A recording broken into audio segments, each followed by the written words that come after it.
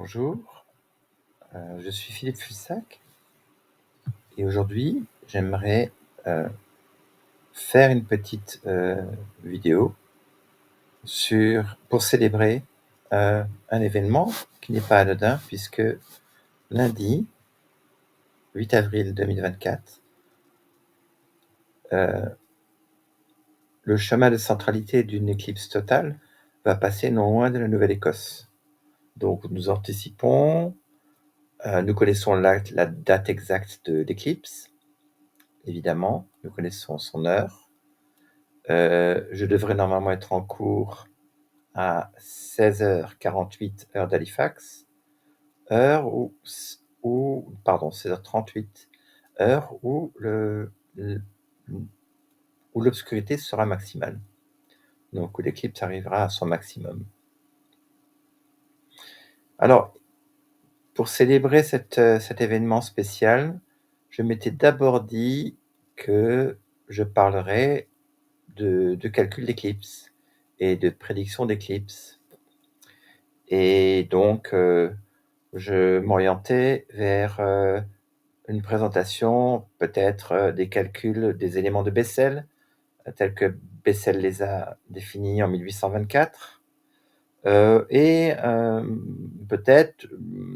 j'allais peut-être vous parler des éphémérides, du calcul des éphémérides et des différentes étapes de calcul de prédiction des éclipses, puisque ce calcul-là procède par étapes, on va dire, hein. On a d'abord un calcul de circonstances générales, on a l'établissement des canons d'éclipses, il faut comprendre comment le phénomène de récurrence des éclipses, le mouvement de la ligne des nœuds, etc. D'accord? Et comment le Soleil, la Lune et la Terre peuvent s'aligner dans quelles circonstances, quelle est la géométrie du problème, etc. Et en réfléchissant à ces calculs, je me suis aperçu que je rencontrais plusieurs difficultés. Je n'arrivais pas à réellement imaginer la géométrie du problème. Et en fait, je me suis rendu compte que l'obstacle le plus important à ma compréhension, c'était que deux perceptions contradictoires s'affrontaient. D'une part, je pensais au mouvement des astres comme quelque chose d'infiniment compliqué, qui change tout le temps, qui est extrêmement complexe.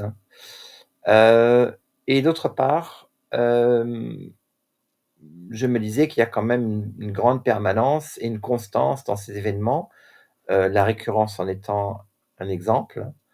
Ces événements se répètent immuablement, fidèles à eux-mêmes, une grande régularité, par-delà l'irrégularité.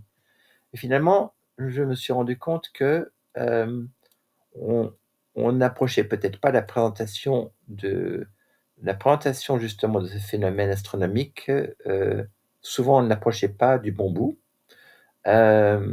Personnellement, je ne pense pas que la beauté de l'événement soit strictement, d'ordre visuel. D'une part, la météo pourrait gâcher le spectacle et d'autre part, bon, à moins d'être équipé évidemment, à moins d'être un astronome professionnel, d'être bien équipé et cetera, tout un chacun ne va pas faire, des photographies, somptueuses, de la couronne solaire et cetera. Donc finalement, ce qui me dérangeait dans l'affrontement de ces 2 perceptions, c'est que je ne savais pas où se trouvait l'équilibre entre la permanence et le changement. Alors ça devrait vous rappeler un dialogue philosophique, classique. Alors là, je vais juste vous montrer quelques images. Donc vous avez un ciel, voilà, un ciel qu'on voit souvent. Donc c'est une forme de permanence. Rien ne change beaucoup. Le soleil dans le ciel, d'accord? Et là, oui, vous voyez que parfois, de 2 à 5 fois par an, ce genre de phénomène peut arriver. Quand je dis de 2 à 5 fois par an, quelque part sur terre, hein. Si vous regardez la récurrence des éclipses, c'est à peu près ce que vous allez observer. Les éclipses, solaires sont en fait, n pas vraiment infréquentes, mais elles se répètent quand même que tous les 400 ans à un endroit donné sur terre. En tout cas, quand on voit ces photos, elles sont plutôt, je dirais, paisibles et elles n'évoquent pas pour moi de grands changements. Ça serait plutôt, la régularité. Évidemment, c'est peut-être un peu trompeur parce que si vous regardez de plus près, heu, le spectacle risque d'être, très différent. Alors là, on peut imaginer, des mouvements de plasma, des turbulences et cetera. Et donc cet affrontement entre régularité et chaos, on la trouve évidemment partout dans l'histoire des sciences et en philosophie. Et vous voyez bien que, par exemple, dans l'étude du mouvement de Mars, ça c'est un dessin de Cassini et on pense au spirographe, n'est-ce pas? Qui était un jeu pour enfants, maintenant qui a perdu sa popularité. Mais ce dessin-là, il est évidemment, relié à, un travail très, très célèbre, c'est le travail de la reconstruction de l'orbite de Mars par Kepler. J'avais d'ailleurs fait une autre activité, là-dessus, une autre activité Parlons de Science sur ça, sur ce mouvement. Alors vous voyez là, c'est ce genre de dessin-là, bon, vous le trouvez peut-être simple, mais bon, il y a à la fois on a l'impression une impression double, une forme de régularité, et puis peut-être une forme de complexité qui et on ne sait peut-être pas départager l'une ou l'autre. Et là, vous avez un dessin étrangement qui esthétiquement, ressemble étrangement au premier. Et ça, c'est un dessin tiré, du traité d'Oppolzer sur un canon d'éclipses qui a été publié à la fin du 19e siècle, hein, où vous voyez, les trajectoires, donc les chemins de centralité avec leurs dates.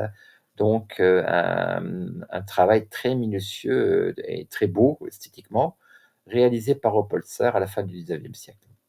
Alors là, on parle de travaux de plus en plus fins, de prédictions de plus en plus fines et là, c'est vraiment l'aboutissement, en effet, de calculs, tous les calculs du 19e siècle où il y a vraiment une progression fulgurante, de la précision des calculs, et de la précision des observations, bien sûr. Mais les calculs ont fait des progrès, phénoménaux. Et j'en parlerai, encore, à la fin de cette petite, présentation.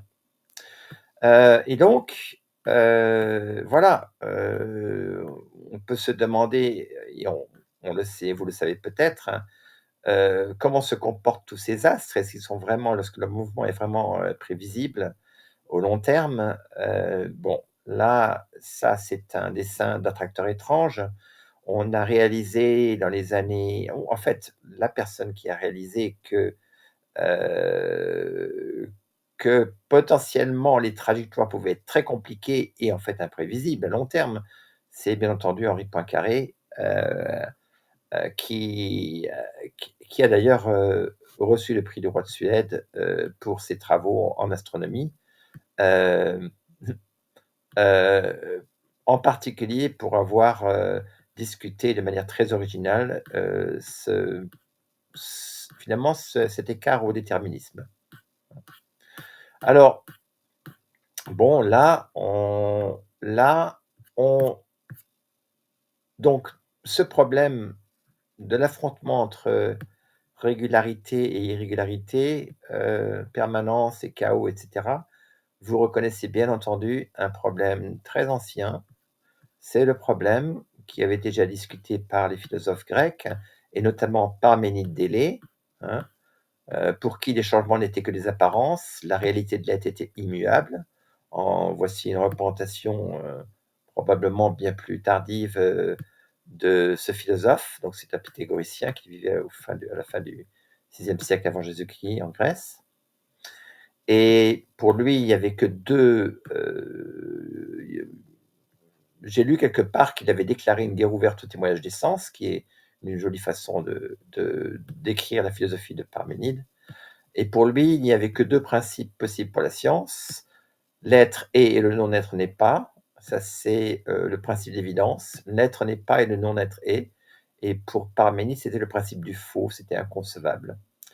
Donc, le premier principe, c'est le principe de la raison, infaillible dans ses jugements. Et pour le second, on est dans les impressions. Mais elles sont indignes d'être prises en compte. Elles ne recouvrent aucune réalité.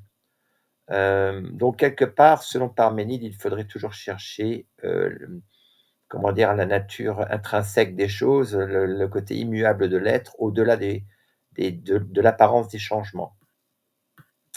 Par contraste, ou en contraste avec cette philosophie, on connaît la philosophie d'Héraclite, on en a entendu sans doute parler, et sa fameuse maxime qu'on ne se baigne jamais deux fois dans le même fleuve. Tout est changement, au contraire, pour Héraclite. Hein. Et on connaît sans doute aussi la synthèse, quand on fait les atomistes, une très belle synthèse où effectivement Lucrèce et Démocrite ont effectivement combiné ces deux écoles, une synthèse qui sera aussi analysée plus tard par Hegel, un très bon exemple de la dialectique, du mouvement dialectique en philosophie, thèse, antithèse, synthèse, hein, ces trois écoles successives. Alors, là où donc pour discuter en fait de cela dans le contexte des éclipses, je me suis posé la question, mais en fait, pour faire tous ces calculs, on utilise surtout deux plans. On utilise le plan de l'orbite de la Terre autour du Soleil, de l'écliptique, et le plan de l'orbite lunaire. Mais ce qui me tracassait, c'est pourquoi parle-t-on du plan de l'orbite lunaire? Et pourquoi n'y aurait-il qu'un seul plan? D'où vient cette idée que, il y aurait, une direction, enfin un plan dans lequel, la Lune tournerait? Ça me semblait comment dire? Ça me semblait une chose, pas du tout triviale, et je ne j'ai essayé de comprendre pourquoi, tel pourrait être le cas, puisque tous les dessins, se ressemblent, tous les dessins des situations géométriques donc du mouvement de la Lune et autour de la Terre, et du mouvement de la Terre combiné avec le mouvement de la Terre autour du Soleil, tous ces dessins reposent sur ces 2 plans. Et pour moi, ça n'était pas, clair, pourquoi est-ce qu'on pouvait en fait faire, cette hypothèse d'une certaine manière, ou hypothèse ou observation, en tout cas. Je cherchais un argument. Et je n'en ai pas vraiment trouvé, mais je me suis rappelé, avoir lu, des choses sur les travaux ou des documents sur les travaux de Lagrange, heu, sur le mouvement de la Lune. Alors on sait évidemment que le mouvement de la Lune, il a préoccupé bien les astronomes, hein. Hem, Newton d'ailleurs, en était un des Kepler a travaillé sur la Lune, Newton a travaillé sur la Lune. Bien sûr, des astronomes comme Kepler voulaient évidemment prédire les éclipses, c'était tout à fait naturel. Donc Kepler a fait sa propre, théorie, mais il n'avait pas tout l'arsenal que Newton a mis en place, et Newton a réellement a mis en équation le mouvement de la Lune de manière approximative, bien entendu, une théorie bien moins développée que celle que nous connaissons aujourd'hui. Mais cette théorie a trouvé un certain succès dans la prévision par Edmund Halley, donc un astronome royal et ami de Newton, qui a prédit l'éclipse de 1715 en utilisant donc la théorie de la Lune de Newton. Il y a d'ailleurs une thèse de doctorat, un travail d'histoire des sciences très intéressant écrit par Collenström, hem, qui a essayé de reconstruire en fait, tous les arguments de Halley. Je ne peux pas en parler ici parce que ça prendrait beaucoup trop de temps et ça me détournerait de mon sujet principal, mais c'est un sujet, très, très intéressant. Donc peut-être une autre vidéo, encore que je manque de temps pour cela, mais ça mériterait amplement une autre vidéo de d'écrire, ou d'essayer de reconstruire ou de voir toutes les difficultés de la reconstruction de Halley en 1715. Il y aurait beaucoup à dire là-dessus et ça c'est un sujet qui a fait couler beaucoup d'encre. En tout cas, donc, essayons de nous plonger maintenant, dans, le travail qu'a fait Lagrange à la suite de Clairaut, d'Alembert, ça c'est pour citer de grands noms, qui ont effectivement contribué à la mathématisation et la formalisation, du mouvement de la Lune. Mais peut-être la plus belle le plus bel éclairage, sur la mécanique de ces corps, elle est apparue avec un mémoire qui a été écrit par Lagrange en 1773 et c'est de ça que je voudrais vous parler. Donc, là commence à ce moment commence, précisément, hem, disons, mon exposé sur un plan plus précis et il s'agit de regarder ce que Lagrange nous a dit au sujet de la Lune. Alors un petit prélude, on va essayer de résoudre une petite équation différentielle. Puisqu'on s'intéresse à l'évolution d'une quantité, ou à l'évolution du mouvement, hein. Le mouvement évidemment, qu'est-ce que c'est que le mouvement? C'est une série de positions, donc on cherche à prédire la position future et évidemment une façon dont les mathématiciens traitent ce genre de problème, c'est en posant une équation différentielle. On décrit comment la vitesse, x point, varie en fonction de la position, par exemple. Ici, vous avez x point plus 2x. Donc là, vous avez la vitesse d'un mouvement et vous la reliez à, par exemple, à la position. Donc vous pouvez imaginer une force ici, d'accord? Donc voilà une petite équation différentielle à linéaire du premier ordre, hein, on dérive une fois, à coefficient constant. Le coefficient de x point, c'est 1 et le coefficient de x, c'est 2. Et vous avez un 0, équation homogène, linéaire, équation différentielle du premier ordre homogène. Voilà. Alors, si vous écrivez ça, x point égale moins 2x, vous mettez 2x d'un côté, vous remettez simplement, vous écrivez les différentiels et vous apercevez que si vous vous rappelez que l'air sous l'hyperbole, c'est en fait des logarithmes, alors vous voyez que vous pouvez intégrer cette équation et trouver que le mouvement, c'est simplement une constante multipliée par exponentielle moins 2t. OK. Si on généralise un peu, on s'aperçoit que cette technique-là peut nous permettre de résoudre toutes les équations différentielles linéaires à coefficient constant. D'accord? Donc ça, c'est typique. Toutes les équations différentielles, je dis bien linéaires, évidemment, à coefficient constant. Par exemple, celle-là. X dérivé 3 fois, moins 3 fois x dérivé 2 fois, plus 2x dérivé une fois, moins x égale quelque chose. Hein, et ça peut être un vecteur, on peut avoir un vecteur ici. Mais que se passerait-il si certains des coefficients variaient avec le temps? Que peut-on dire dans ce cas-là? Alors prenons le cas le plus simple, prenons le cas où, mettons par exemple celui-là, au lieu d'être 0, c'est une fonction du temps. Donc on va reprendre la même équation et on va en faire une fonction du temps. Alors ça, on peut le voir comme un terme source, hein, qu'on ajoute à ce système d'évolution, d'accord? Et donc, on peut imaginer qu'on a donc cette boîte x point plus 2x et qu'on la sollicite avec un terme source a de t. Mais a maintenant varie d'une façon quelconque en fonction du temps. D'accord? Et on se pose la question, que vaut x? Comment retrouver x dans ce cas-là? D'accord?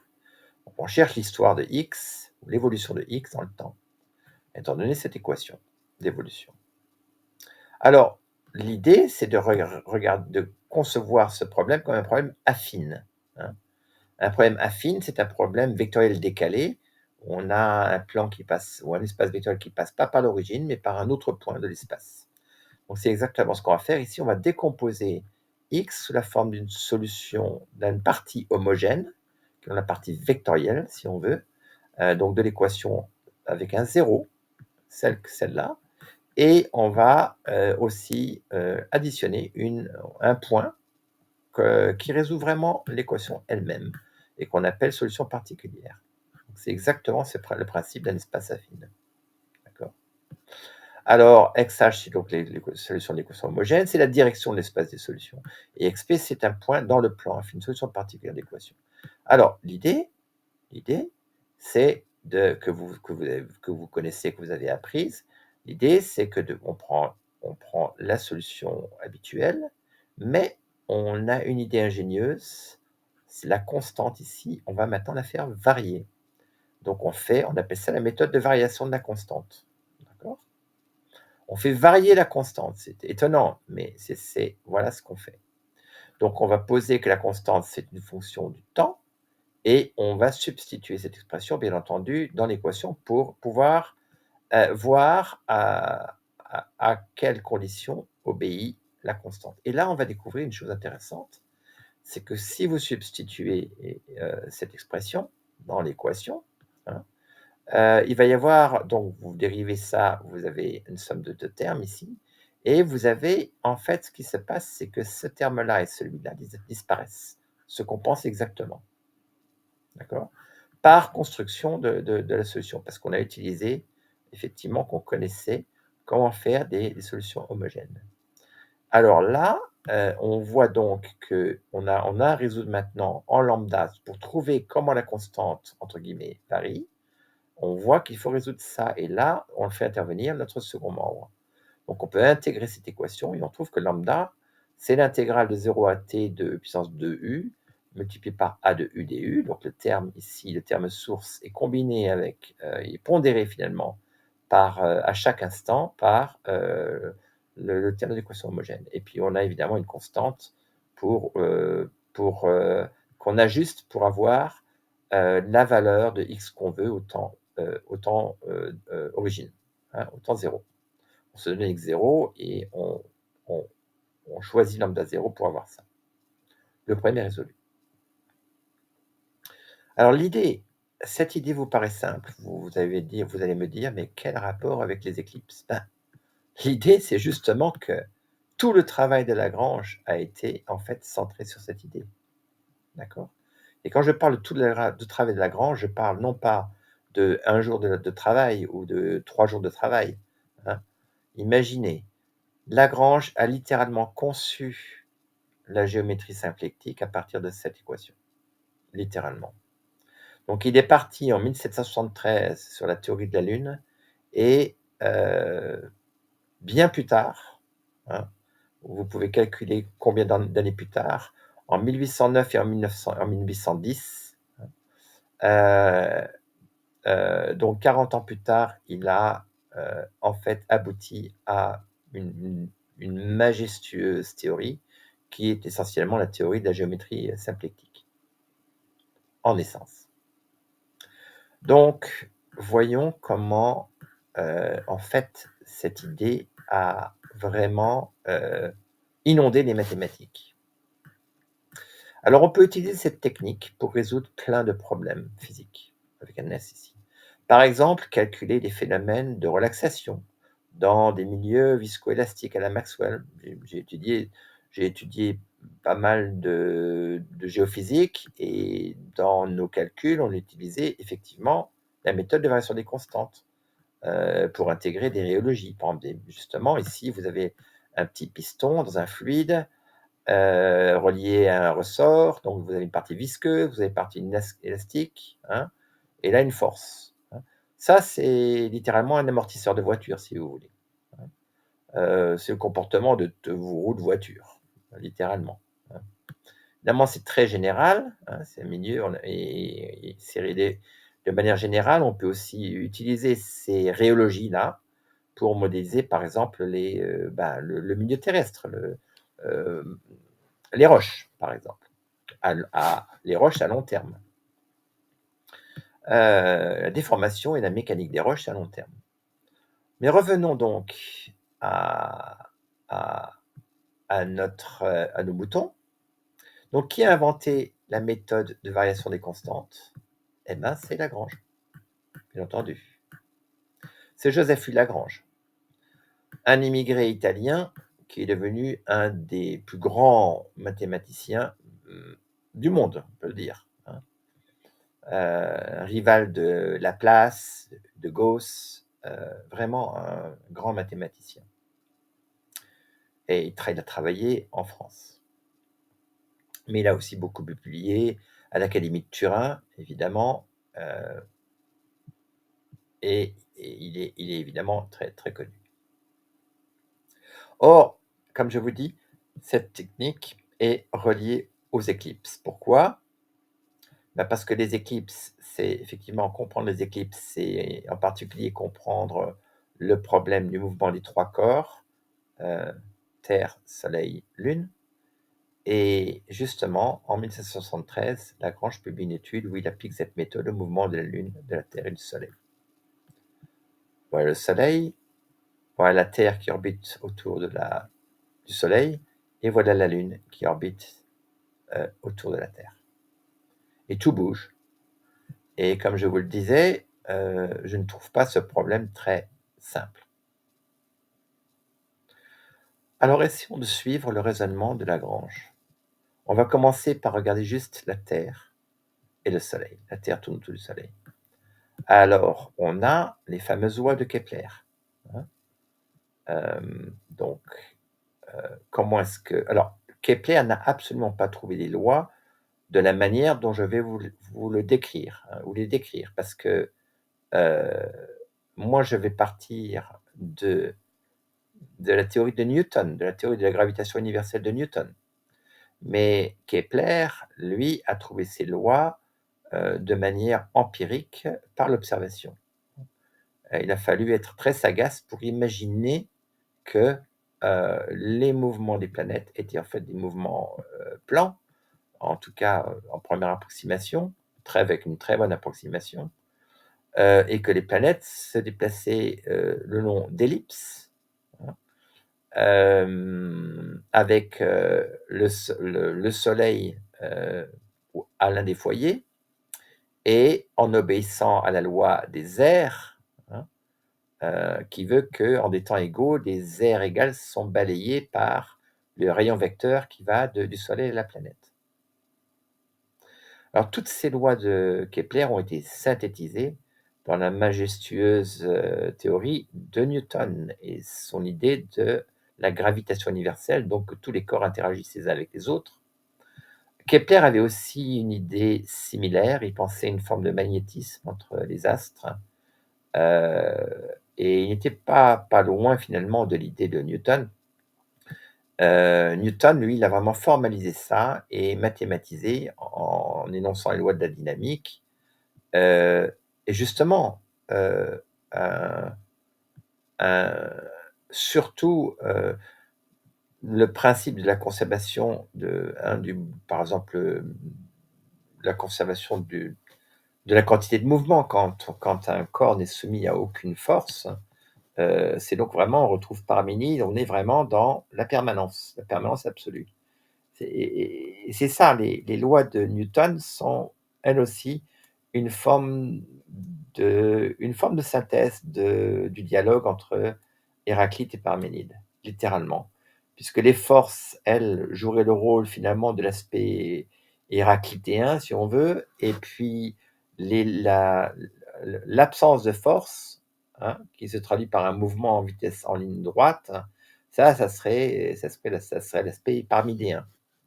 Alors, plus généralement, hein, quand on va regarder le mouvement, on va s'intéresser aux constantes du mouvement, aux quantités conservées, et donc il y aura toujours le mouvement Héraclite, si on veut, et les constantes du mouvement, là, ça sera Parménide. Donc je pense vraiment que c'est tout à fait juste d'éclairer les travaux, enfin la théorie de Newton et les travaux de Lagrange par cette dualité finalement. Alors, donc Newton, lui, dans sa gravitation universelle, il nous dit que les corps s'attirent en raison inverse du carré des distances, Et donc, en combinant, les lois fondamentales de la dynamique, hein, à savoir que la masse multipliée par, l'accélération, c'est la somme des forces extérieures, hem, appliquées au système, hein, dans un repère galiléen. Alors vous pouvez écrire effectivement, si vous prenez comme origine un corps, le soleil par exemple ou A, et puis comme vous suivez le mouvement de B, du corps B ou de la Terre, alors vous obtenez cette équation toute simple. Ici on a la constante de gravitation G, qui n'a pas un rôle particulier ici, sauf dans les applications numériques, et puis la somme des masses du soleil et de la Terre ou des 2 corps. Alors R, c'est le rayon vecteur qui va du soleil et de la Terre ou de A à B, et on suit donc R dans le temps. Alors, on peut facilement montrer que dans le cas d'une force centrale, et c'est très important, hem, la le moment cinétique, le vecteur moment cinétique n'évolue pas, ne change pas. Donc on a une première loi de conservation, et ça se traduit par le fait que le mouvement se fait dans un plan, d'accord? Mais là, rappelons bien, d'un il s'agit d'un problème à 2 corps, hein. On n'a pas encore introduit un troisième corps. On peut aussi, repérer, la position du corps B, en coordonnées polaires, r phi, et on peut exprimer bien entendu, la loi des airs sous la forme r² multiplié par phi point égale constante. Ça, c'est la loi des airs, et c'est une intégrale du mouvement. Intégrale première du mouvement, autre façon de dire, quantité conservée et qui reste constante, immuable si vous voulez, dans le sens de Parménide, au cours du mouvement. D'accord? Alors, finalement, avec cette équation-là, on s'aperçoit, qu'on peut reparamétriser. Donc une fois qu'on se donne, l'orientation du plan de l'orbite, hein, on sait qu'on est dans un plan, et ben, on peut reparamétriser le mouvement dans le plan de l'orbite et utiliser les coordonnées, polaires, et donc on obtient une équation, en coordonnées polaires qui relie R à phi. Et cette équation, c'est l'équation d'une conique. R égale P divisé par 1 plus E fois cosinus phi moins oméga, hein. Donc on a les paramètres P et E qui définissent, la forme de la conique ou le type de conique, et oméga, qui est un paramètre, de phase, si on veut. Donc ça, c'est P, c'est le paramètre focal de la conique. Et on a, avec la constante là, la constante des airs, C, d'accord? On peut écrire les relations P égale C carré sur mu, et on peut écrire l'excentricité comme ça, en fonction de l'énergie mécanique du système. E, l'énergie mécanique du système, c'est l'énergie par unité de masse du corps B. Alors, on a, suivant les cas, suivant la valeur de E, hein, relativement à C carré et mu carré, on a soit un cercle, soit une ellipse, soit une parabole, soit une hyperbole.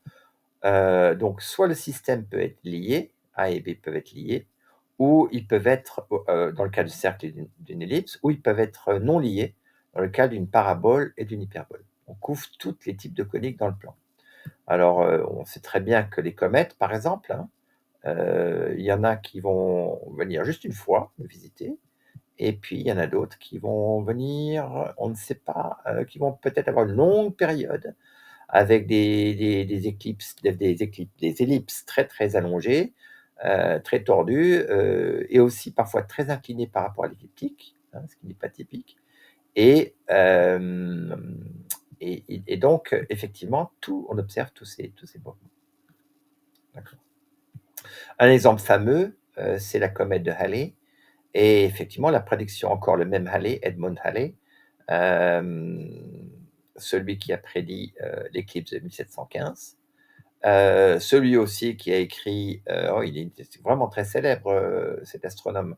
Il s'est rendu célèbre aussi par, le calcul détaillé du transit de Vénus, par exemple, hein. Il a vraiment, eu une influence assez considérable sur l'astronomie. Et Halley, en particulier, a prédit le retour de la comète qui porte son nom, et ça a été un triomphe, évidemment, pour la théorie de Newton. Alors, juste pour continuer la description du mouvement keplérien, donc on appelle ça mouvement keplérien, hein, on obéit exactement aux lois de Kepler. Et un mouvement keplérien de type elliptique, la Terre autour du Soleil, par exemple, en première approximation. Donc, évidemment, on a les deux foyers de l'ellipse. On a le point le plus proche du Soleil, mettons que le Soleil soit ici, au foyer numéro 2, et le point le plus éloigné, hein, du Soleil.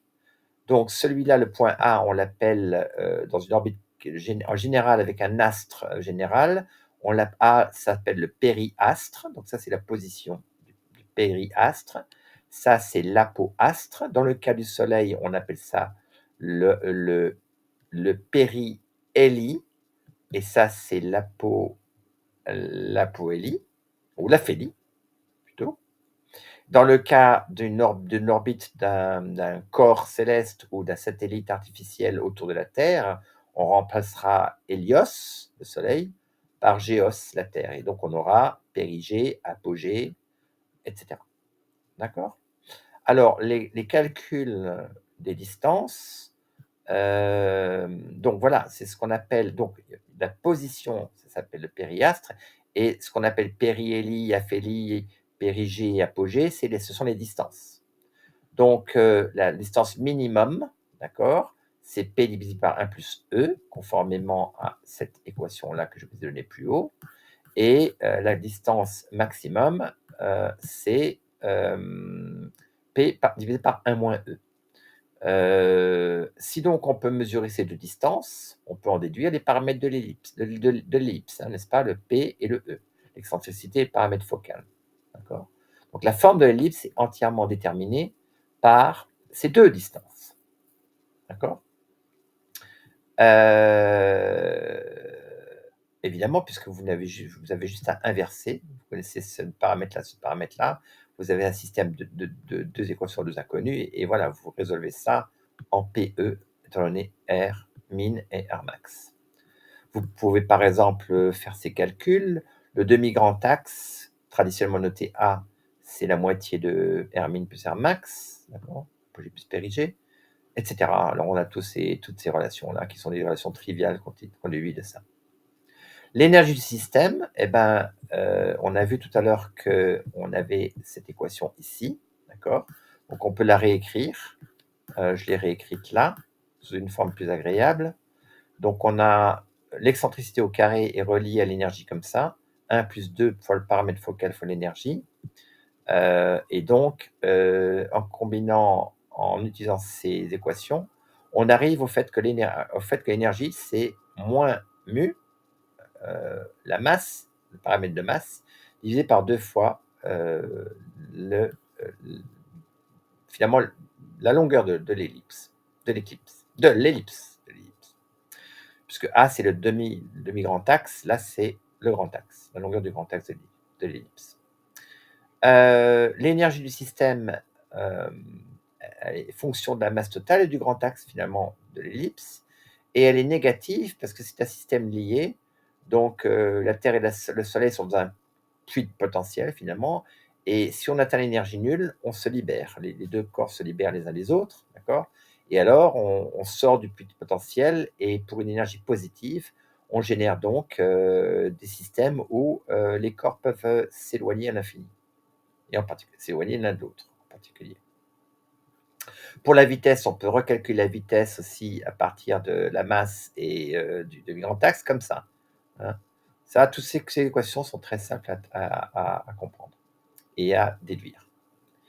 Par la loi des airs, la vitesse est la plus grande au périastre et à l'apoastre. Donc, ce que fait la planète, c'est qu'elle accélère dans les coins étant A et B.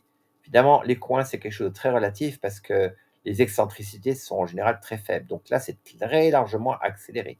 Mais à une échelle, si on regarde les choses en détail, évidemment, cette accélération est perceptible.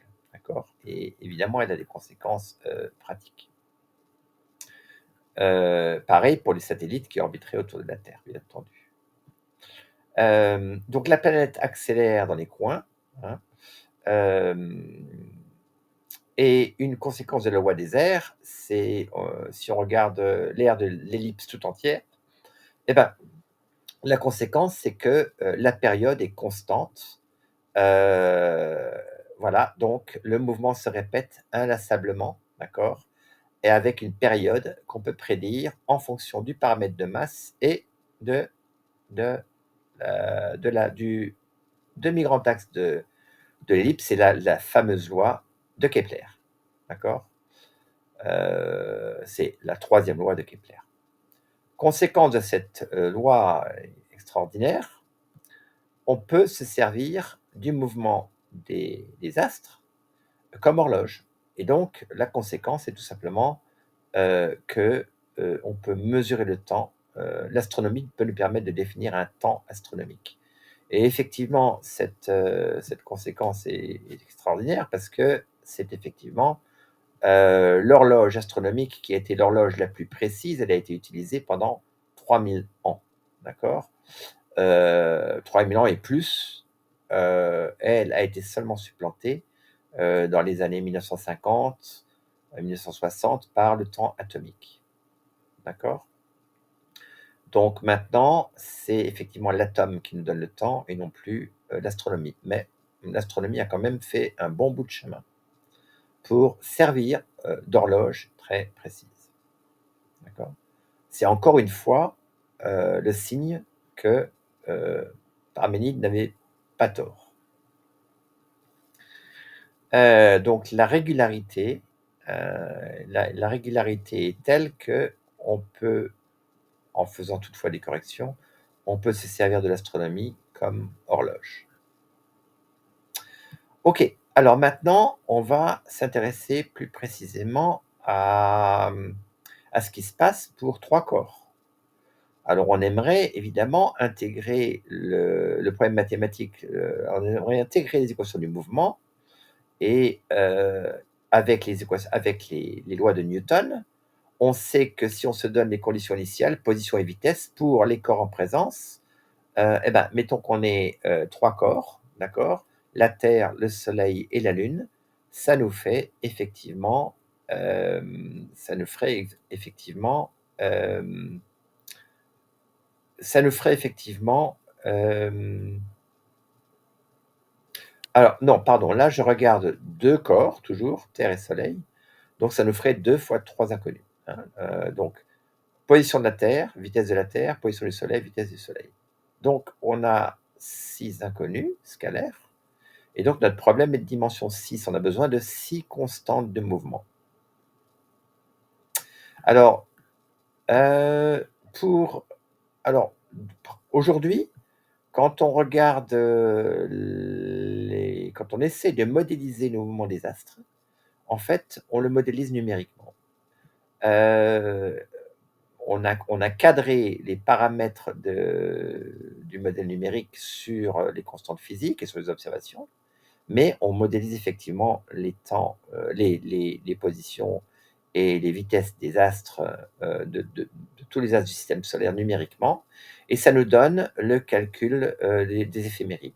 Alors je montrerai dans une autre vidéo, je montrerai des programmes que j'ai développés pour faire les calculs, hein, et je vous montrerai des programmes simplifiés, juste pour vous donner les idées des calculs, d'accord?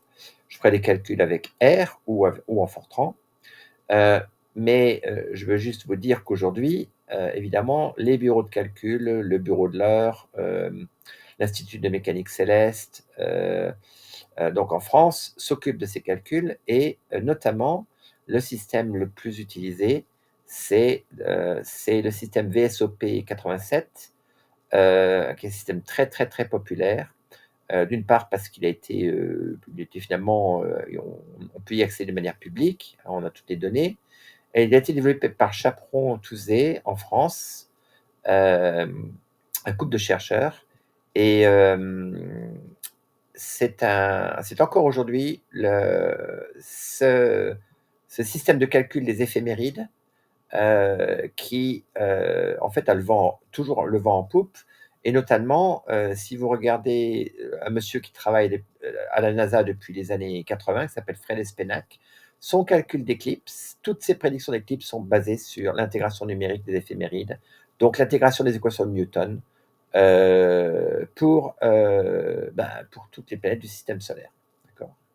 Alors, un candidat concurrent, c'est les éphémérides calculées par le JPL, le Jet Probe Lab, aux États-Unis. D'accord. Évidemment, alors là, je ne vous donne pas les détails parce que quand vous faites des calculs d'éclipse, il faut en fait fixer toutes les théories que vous voulez choisir pour la rotation de la Terre, pour les termes d'interaction, etc., etc.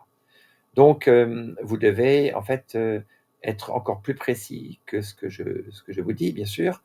Et bon, ces calculs sont certainement pas très simples, mais c'est pareil, je pense faire une autre vidéo sur le calcul des éphémérides à un moment donné. Je ne sais pas quand, mais à un moment donné, ça viendra. Ok, donc si maintenant on regarde un petit peu les choses dans l'espace, comment que ça se passe dans l'espace, tout ça. Alors, avant de faire la mise en équation, hein, on veut savoir comment repérer un astre dans l'espace. Alors cet astre ici, je l'ai noté M, et on le voit ici, on voit M bouger sur son ellipse, décidément. Je crois que je confonds toujours éclipse et ellipse, mais bon, c'est parce que c'est le sujet du jour. Ce sont les deux sujets du jour. En tout cas, donc là, vous avez une ellipse, d'accord. L'ellipse l'ellipse keplérienne, si on veut, de l'astre M, d'accord. Et vous voyez que ici, alors le repère, c'est un plan de référence ici, O, X, Y, Z, d'accord. X pointe vers la direction, alors O, ça peut être le centre de la Terre, hein, par exemple, si on suit par exemple la Lune, et V, ça serait la direction du point vernal. Et là, donc le plan OXY, c'est le plan de l'écliptique, donc le plan de l'orbite terrestre, d'accord. Et vous avez donc la planète se déplace dans ce plan. Le plan est incliné par un angle I. Donc l'orientation du plan par rapport à l'écliptique, très important, c'est simplement l'angle I, très important, ça. On y reviendra tout à l'heure, puisque c'est I qui donne donc la direction du plan de l'astre, en particulier de la Lune, si l'astre c'est la Lune et O c'est la Terre. D'accord. Là, vous avez la position du périgée, hein. Donc si O était la Terre, ou du périhélie si O était le Soleil. Et là, vous avez la vitesse du corps. Ici, vous avez l'intersection entre la ligne, donc ce qui s'appelle la ligne des nœuds, de N' à N. Vous avez deux points. Cette droite-là, c'est donc l'intersection de deux plans, le plan de l'orbite de l'astre et le plan de l'écliptique. Là, vous avez le nœud ascendant, d'accord. Le corps monte le long de son orbite par le nœud ascendant et il redescend évidemment par le nœud descendant, d'accord. Donc ces événements-là, passage au nœud ascendant, passage au nœud descendant, correspondent simplement à la traversée par l'astre du plan de l'écliptique, d'accord, le long de son orbite. Alors là, c'est pointillé parce que je suis sous le plan de référence, donc sous le plan de l'écliptique. Là, vous avez oméga, donc c'est un premier angle, d'accord, qui est l'argument de l'angle qui pointe vers la ligne des nœuds, d'accord. Donc là, on suit le mouvement de la ligne des nœuds. Vous avez aussi ici l'argument du oméga, notez oméga, l'argument du périgée. Puis ici, cet angle-là, c'est l'angle entre l'axe OP et puis la position instantanée de M. Et voilà, vous avez A aussi, la grand axe, la longueur du grand axe de l'ellipse. Et donc, vous avez tous ces éléments qu'on appelle éléments keplériens.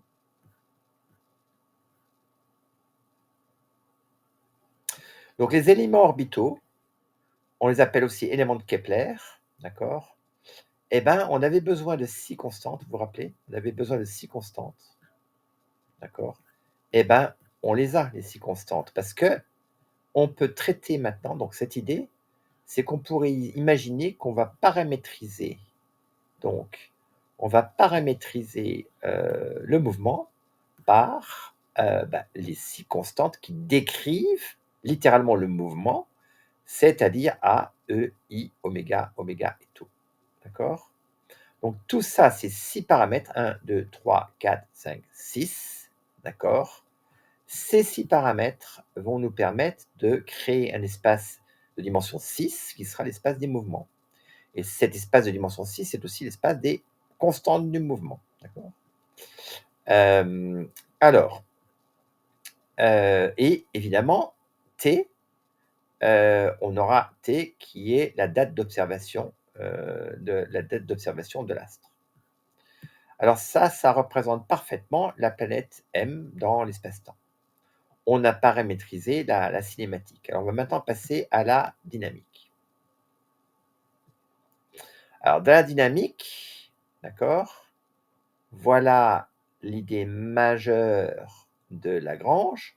On va regarder notre système, donc les accélérations des corps, d'accord, sont liées au potentiel de gravitation, donc aux forces de gravitation, et il y a une force de perturbation qui est due à l'interaction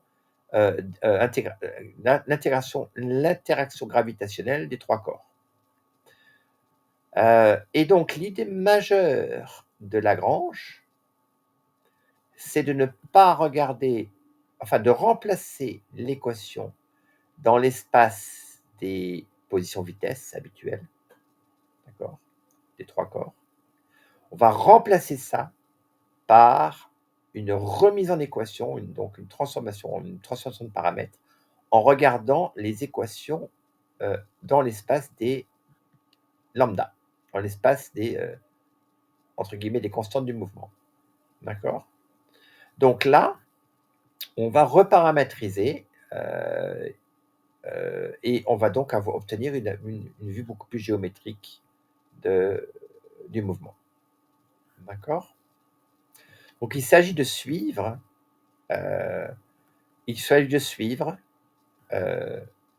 en se donnant la forme peut-être du potentiel d'interaction, d'accord? Lagrange voulait donc développer une théorie générale, d'accord, qui nous permet de modifier un système non perturbé dont on connaît bien la solution, puisque c'est le problème de Kepler. Et là, maintenant, on rajoute le troisième point, on rajoute le Soleil, d'accord? Et on suit donc maintenant, le mouvement de la Lune autour de la Terre, perturbé par un troisième corps qui est le Soleil.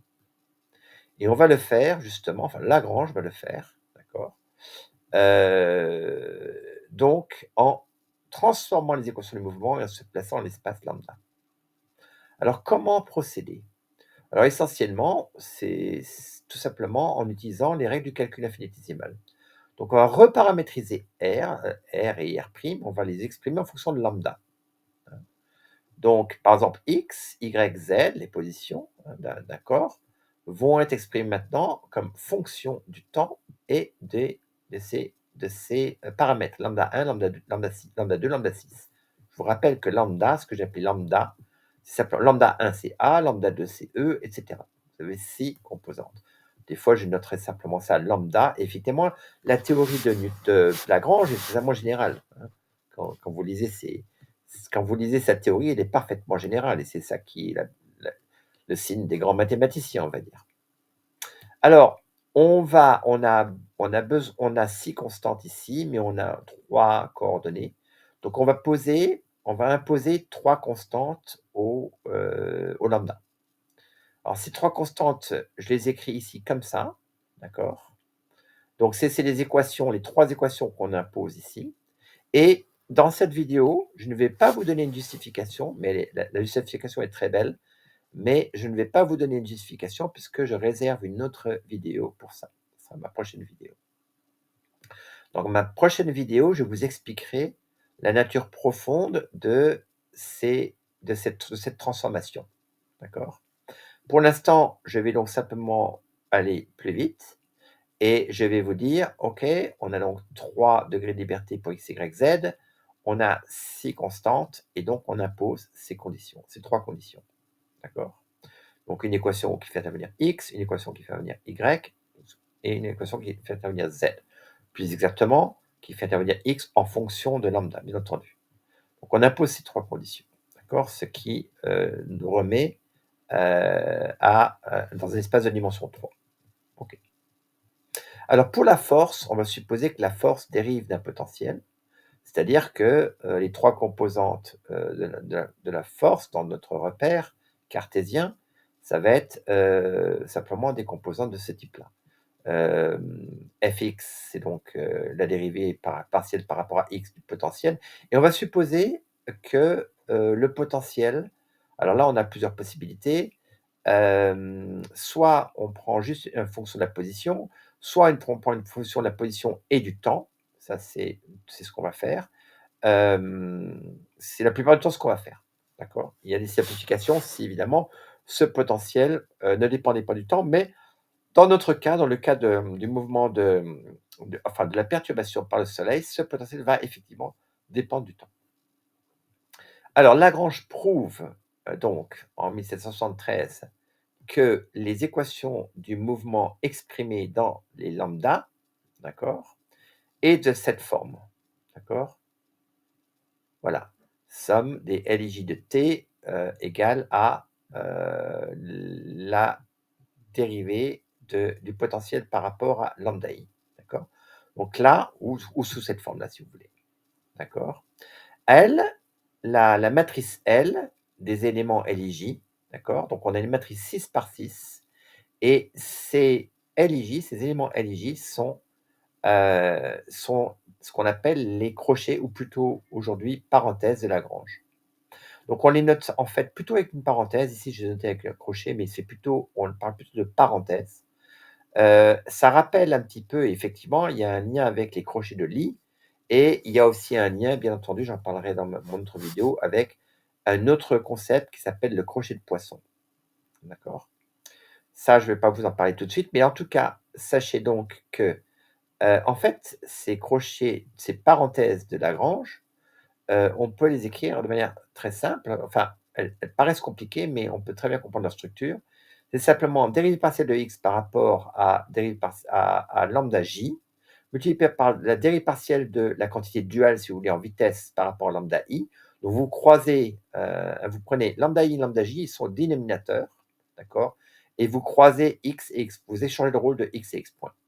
Et vous faites ça pour x, pour y et pour z. Et ça vous donne ce crochet-là, ou cette parenthèse-là, d'accord?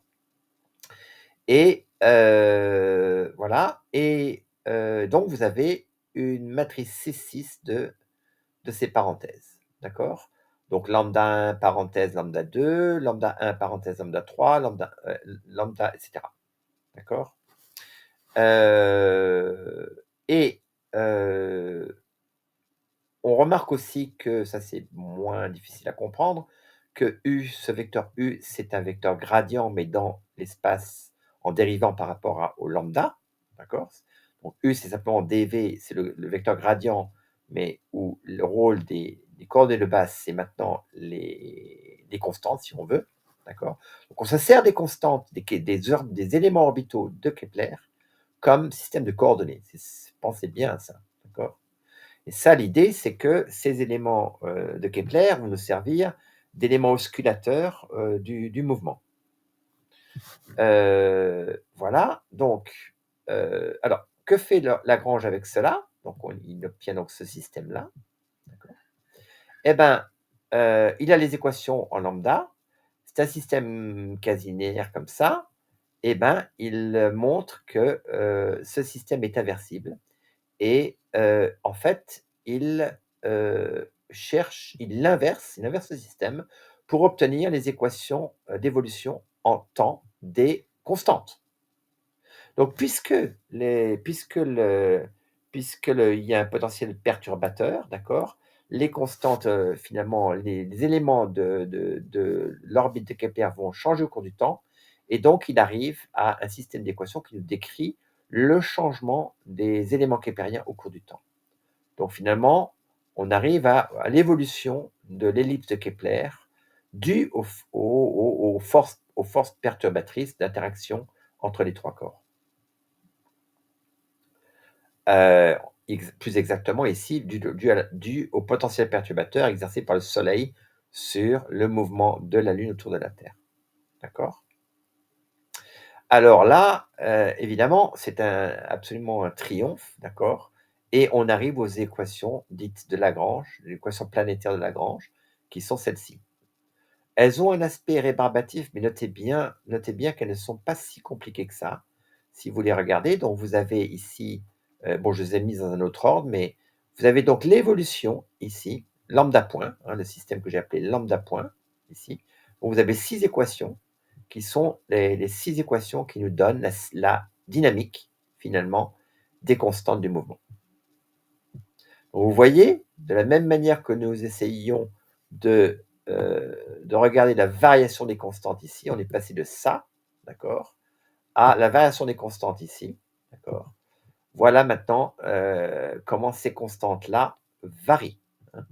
Donc toutes ces équations-là, finalement, jouent un rôle similaire à la variation de la constante, à l'équation qu'on avait écrite plus haut ici, d'accord.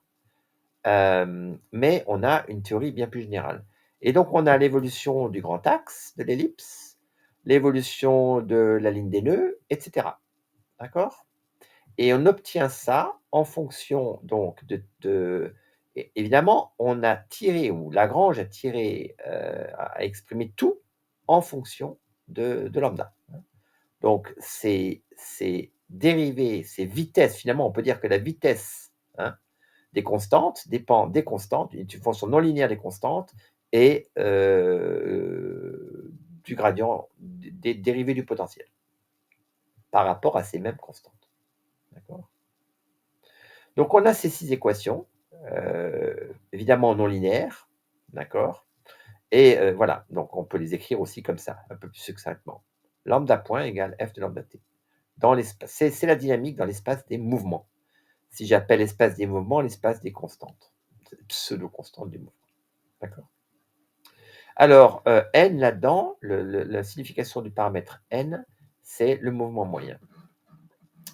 Notez que n est simplement une astuce pour réintroduire implicitement les masses du système voilà, dans les équations.